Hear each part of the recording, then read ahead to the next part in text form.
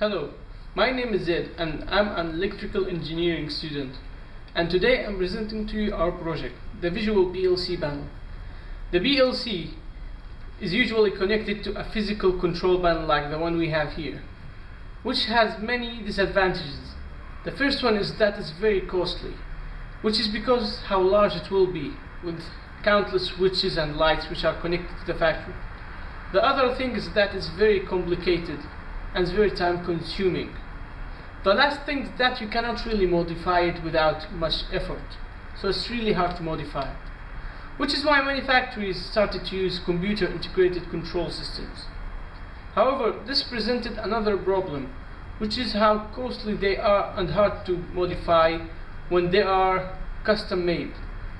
So you will have to make a new program every time you need to modify anything, which is where our program comes in handy. Our program is designed to be simple and easy to use, so you can create and modify control systems without much effort. I will show you right now a really simple demonstration of a simulated system in the computer and how easy it is to create a really simple control system. Okay, so let's actually enter our program to see how we can make this simple SCADA system work.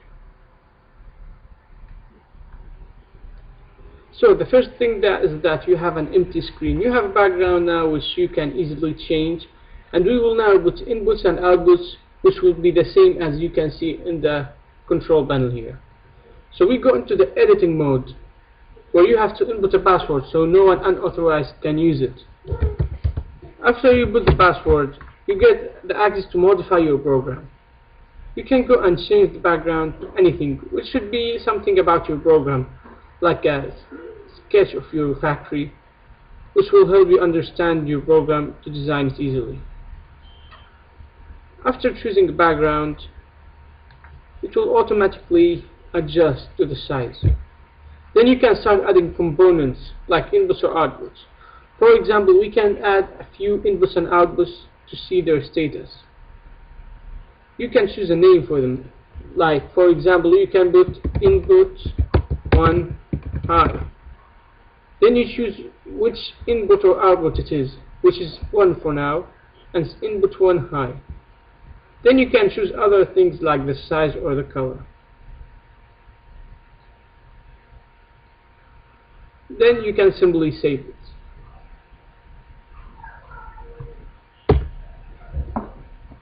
It disappeared right now because the first input is currently off, so it's not high.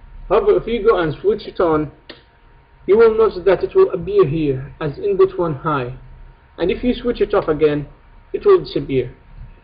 You can also use the same for outputs. So you put where you want it to be. Let's say output 1 low, for example. You choose which output, and if you want it to be a high or low, which is low in this case, and save it. You can notice that it's appearing because it is low. However, if you switch it on, you will notice that it will disappear and instead you will get the input 1 high. However, everyone knows that for factories, digital inputs or outputs aren't really everything. So you will need to actually work with analog values such as temperature, speed, and other variables. So we can actually check or write analog values, which you can see by this flashing light or this light in a moment. So let's assign this one to the first analog value and want to read the value.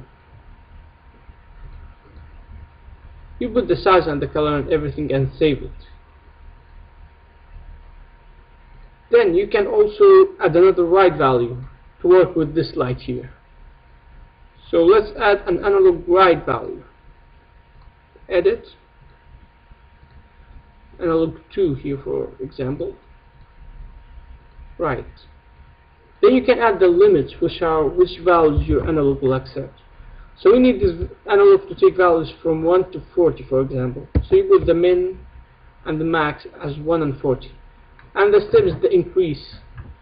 Then you just need to save it. After we've made the program, it's time to close it so we can exit the editing mode. So we can exit the program and restart it, and you will see that everything is still as it is. You will find that you have the number 5 here, which presents this flashing light. However, you will notice that when we change this resistance, the number will change, and in turn this flashing light will change. You will see that change clearly in your screen. It's free right now, and the light is flashing quickly. When it's 0, it's basically always on. If we put it to something like 10, for example, you will notice the light is flashing really slowly.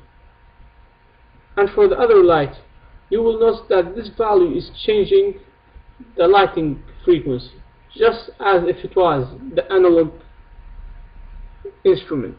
So we can use the computer to simulate the analog instruments or digital inputs or outputs. And we can also add normal buttons here. Also, this system is connected using the Ethernet cable, so you can actually use it with the internet from a distance, which makes this program really easy to use from anywhere. So you don't really need to be in the same room, and you can check everything from your office, for example. This is it for our introduction for our program, and thank you.